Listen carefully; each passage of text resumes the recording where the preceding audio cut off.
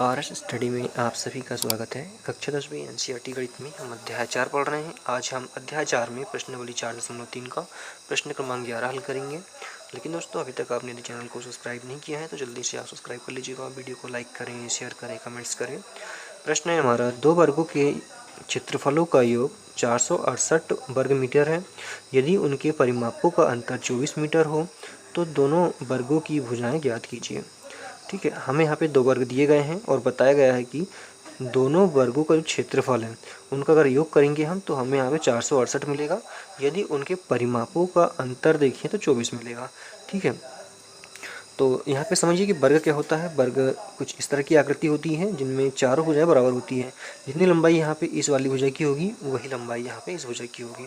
ठीक है, तो ये सारी लंबाई कैसी होगी, बराबर होगी। तो उसी प्रकार इस वर्ग में भी चारों भुजा बराबर की हैं।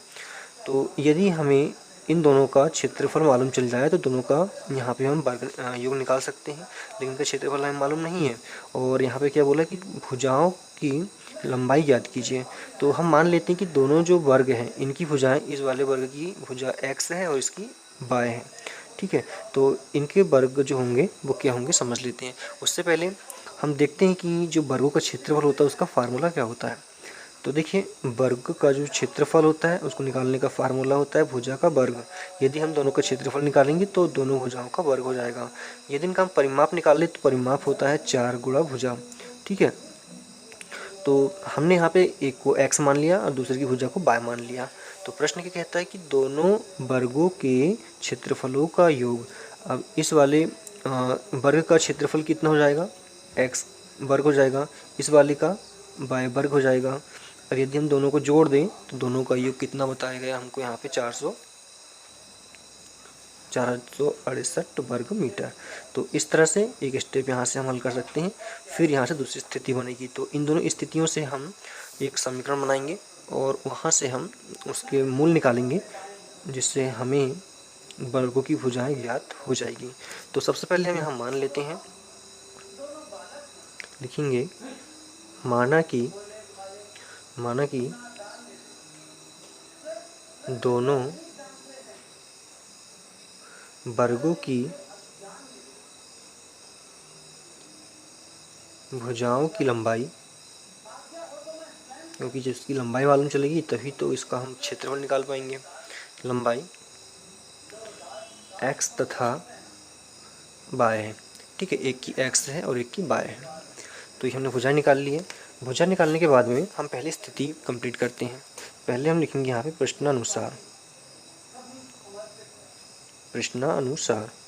स्थिति नंबर 1।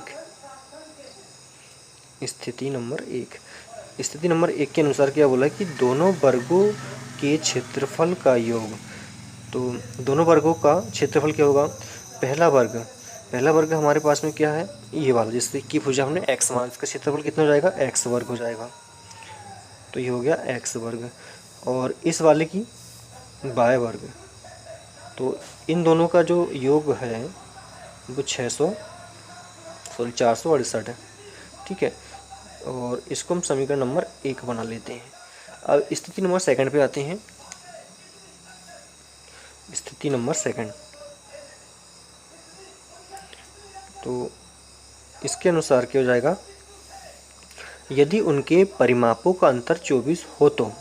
अब इनका परिमाप निकालना है। अब परिमाप क्या होता है, जैसे कि यहाँ पे हमने x और इसका क्या क्षेत्रफल निकाला। अब परिमाप क्या होता है, परिमाप का सूत्र ये होता है 4 गुणित भुजा। तो यहाँ पे 4 का गुणा हो जाएगा x के साथ में और यहाँ 4 का गुणा हो जाएगा y, तो ये परिमाप हो जाएगा। तो दोनों का अंतर बोला है, तो दोनों का अंतर क्या हो जाएगा यहाँ पे 24। तो चलिए यहाँ पे हम दोनों का वर्ग परिमाप लिख लेते हैं। तो ये हो जाएगा -4y बराबर 24। ठीक है, तो इस तरह से यहाँ पे एक समीकरण मिल जाता है, लेकिन 4 सभी में शामिल है तो यहाँ पे 4 का भाग दे देंगे हम। 4 का भाग देने पर, तो 4 का भाग देने पर यहाँ पे 4 का हम भाग देंगे, ऋण बराबर 4। तो ये 4 से 4 कैंसिल, यहाँ भी कैंसिल, 4 कम 4, 4 पंचे 20 और 4 6 24। तो समीकरण क्या मिल जाएगा यहाँ पे, x ऋण बाय बराबर 6। ठीक है, यहाँ पे समीकरण ये 2 मिल गया हमें। अब हम समीकरण 2 से बाय का मान निकाल लेते हैं। यहाँ से हम बाय का मान निकाल लेते हैं, समीकरण 1 में रखेंगे तो वहाँ से हमें एक कहना चाहिए कि इक्वेशन मिल जाएगी। ठीक है, तो समीकरण 2 से बाय का पक्षांतर इधर कर देंगे हम, तो बाय का मान मिल जाएगा, सॉरी एक्स का पक्षांतर करेंगे यहाँ पे, तो बाय ऋण का बाय यहाँ पे, और इधर जाएगा तो ये हो जाएगा ऋण का एक्स। लेकिन ऋणात्मक में नहीं चाहिए हमें ये मान, तो इसमें माइनस से गुणा कर देंगे। तो माइनस से गुणा करने पर ये हो जाएगा प्लस का, और ये हो जाएगा हमारा ऋण 6 प्लस एक्स, या ये हो जाएगा बाय बराबर, पहले हम एक्स लिख लेते हैं और ये बाय को बाद में लिख लेते हैं। तो ये बाय का मान हमें मिला, इसको हम समीकरण नंबर 3 कर लेते हैं। ठीक है, तो समीकरण 3 यहाँ पे मिल गया। बाय का मान हम समीकरण 1 में रखेंगे, तो इस वाले बाय का मान इस वाले समीकरण 1 में रखेंगे यहाँ पे हम। तो समीकरण 1 हमारे पास में क्या था, x square plus by square, तो बाय की जगह पे हमें रखना है एक्स ऋण 6 का वर्ग बराबर 468। तो बाय का वर्ग धन, अब यहाँ पे एक्स ऋण 6 स्क्वायर है, या तो यहाँ हम सरल समीकरण लगा सकते हैं, या तो फिर हम दोनों को 2 बार लिखकर गुणा कर सकते हैं। ठीक है, इस तरह से 468, तो ये एक्स का वर्ग ही आएगा। इस एक्स का गुणा इस पूरे के साथ कर देते हैं, फिर उसके बाद -6 का गुणा इस पूरे के साथ। तो जब एक्स गुणा एक्स के साथ होगा तो ये हो जाएगा एक्स का वर्ग माइनस 4, एक्स गुणा 6 के साथ होगा तो ये हो जाएगा 6x। फिर इसका तो हमने कर लिया, अब इसका कर लेते हैं, ऋण 6x ऋण ऋण के धन 6 × 36 बराबर 468। तो यहाँ पे दोनों को जोड़ लेते हैं, यहाँ पर से दोनों समान घात वाली संख्याएं हैं, तो ये दोनों को हमने जोड़ लिया है। फिर इन दोनों को भी हम जोड़ लेते हैं, दोनों समान चिन्ह वाली हैं इसलिए, तो ये हो जाएगी 12x धन 36, और इसको इधर लेके आएंगे तो ऋण का हो जाएगा 468 बराबर 0। तो 2x वर्ग माइनस 12x माइनस, इसको इससे घटाएंगे तो 8 से 6 को घटाएंगे तो बचेगा 2, और 3 से 6 से 3 को हटाएंगे तो 3, और ये बचेगा 2 बराबर 0। तो हम देख रहे हैं कि इसमें सभी में सम संख्याएं हैं, तो यहाँ भी लास्ट में सम संख्या है, इसका मतलब 2 से विभाजित हो जाएगी। तो यहाँ पे हम 2 से भाग दे देते हैं, तो 2 से भाग देने पर यहाँ पे लिख लेते हैं कि 2 से भाग देने पर, 2 से भाग देंगे समीकरण जो है हमारा, इसमें कोई परिवर्तन तो आएगा, लेकिन यहाँ पे बैलेंस हो जाएगा ये। ठीक है, क्योंकि 0 में भाग देंगे हम, और सभी में से भाग दे रहे हैं, तो यहाँ पे इसमें कोई डिफरेंस नहीं आएगा, लेकिन हमें सरल हो जाएगा ये। ऋण 2 3 2/2 बराबर 0। यहाँ से ये कट गया, यहाँ से ये कट गया, तो 6 बचा, ये कटने पर 2 एकम 2, 2 एकम 2, और हो गया यहाँ पे 12 2 6 12, तो यहाँ पे 116 हो गया। ठीक है, यहाँ पे लिख सकते हैं क्या शेष बचा हमारे पास में, x square minus 6x minus 116 बराबर 0। तो यहाँ से एक हमें द्विघात समीकरण मिल गया है। इस द्विघात समीकरण की तुलना हम द्विघाती सूत्र से करेंगे, तो इससे हम समीकरण 4 बना लेना है। लिखेंगे यहाँ पे समीकरण 4 की तुलना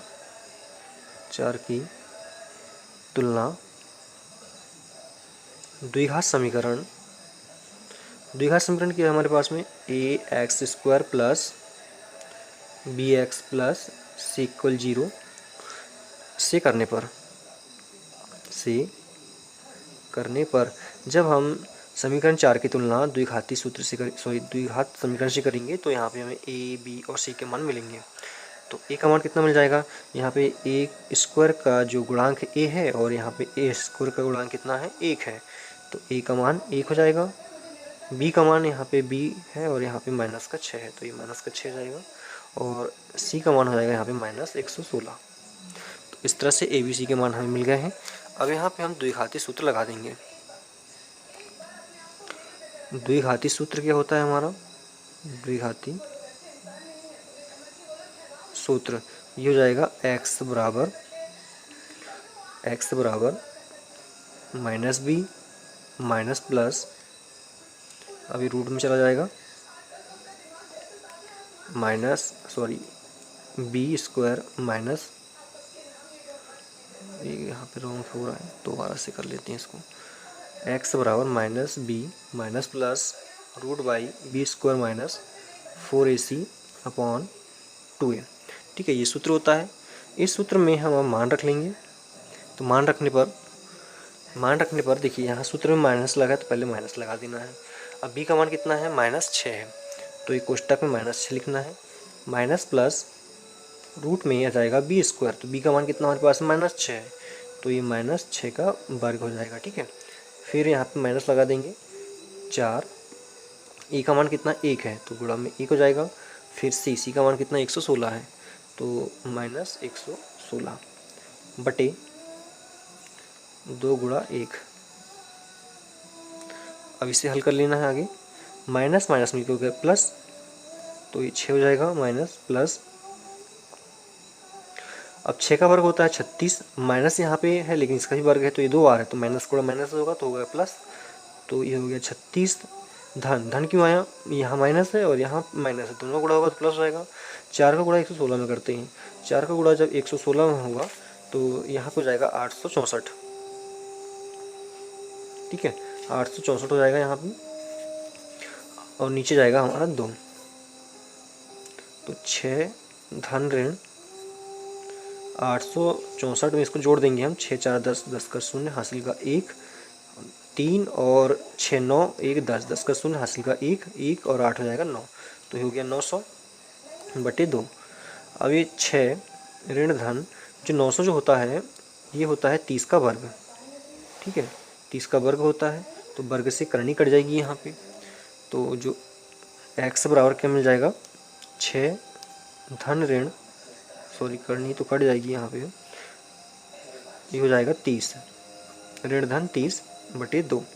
तो एक बार हमें ऋण लेके हल करना है और एक बार हमें धन लेके हल करना है, तो इसमें हमें एक बार ऋण और एक बार धन लेके हल करना है। तो पहले हम धन का निशान लेते हैं, धन लेने पर x बराबर 6 धन 30 बराबर 2, तो ये आपस में जुड़ जाएगा, तो ये हो जाएगा 36 36 बटे 2, कट जाएगा, 2 1 कम 2, 2 1 कम 2, यहाँ से 1 बचा, हो गया 16, 2 8 16, तो x का मान यहाँ पे मिलता है हमें 18। फिर हम ऋण का चिन्ह लेंगे लेने पर, तो x बराबर 6 ऋण 30 बटे 2, तो ये घट जाएंगे आपस में, तो ऋण का 24 मिलेगा, ऋण 12। तो हमें याद क्या करना था यहाँ पे, तो हमसे पूछा गया था कि जो भुजाएं क्या होंगी। ठीक है, दोनों भुजाएं क्या होंगी, तो x का मान हमने निकाल लिया यहाँ पे। देखिए x का मान ऋणात्मक में होगा नहीं, भुजा ऋण में नहीं जाएगी, तो जो वर्ग की भुजा होगी वो क्या हो जाएगी, x बराबर 1 18 हो जाएगी, लेकिन यहाँ पे 2 वर्ग थे तो 1 का तो हमने मान निकाल लिया, तो इस x का मान हम क्या करेंगे, अब इस x का मान हम रखेंगे समीकरण 3 में। समीकरण 3 क्या था हमारे पास में, y बराबर x ऋण 6 था, तो यहाँ पे हम लिखेंगे x का मान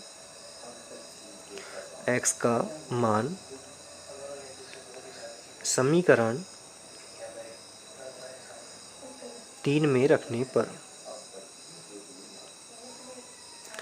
तो समीकरण 3 क्या है हमारे पास में, y बराबर x ऋण 6 था, तो ये हो जाएगा y बराबर x का मान रखना है 18 माइनस 6, तो 18 से 6 जाएगा तो क्या बचेगा हमारे पास में, यहाँ पे 12 बचेगा। ठीक है, तो y बराबर 12। तो हम कह सकते हैं कि हम यहाँ पे लिख सकते हैं कि दोनों वर्गों की भुजाएं